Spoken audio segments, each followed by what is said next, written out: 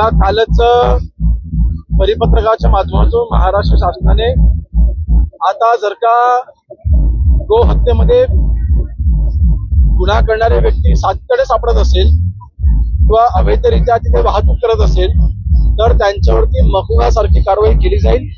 परिपत्रक आम्ही कालपासून लागू केलेलं आहे आणि गाय ही आमची माता आहे. आपल्याकडे गोहत्या ही बंदी आहे.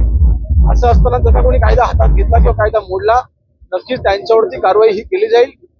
अनेक हिंदू संघटना आहेत ज्यांनी ह्याच्या या बाबतीमध्ये अनेक निवेदनं ही आमच्यापर्यंत दिली होती, सरकारपर्यंत दिली होती. अनेक अशा संघटना आहेत ज्या ह्यासाठी अनेक वर्षांपासून काम करत आहेत आणि विशेष म्हणजे हे देखील सांगेल, अनेक मुस्लिम बांधवांनी देखील आमच्याकडे येऊन असं सांगितलं आहे, जर का गोहत्येमध्ये अशी कोणी व्यक्ती सापडत असेल तर तुम्ही देखील त्यांच्यावरती कारवाई करा, त्यांना आपण अजिबात सोडू नये, असं अनेक मुस्लिम बांधवांनी देखील आमच्याकडे येऊन निवेदनं दिलेली आहेत. म्हणून मला वाटतं या बाबतीत कुठेही कॉम्प्रोमाइज नसणार, इथे आम्ही कडक कारवाई करणार आहोत.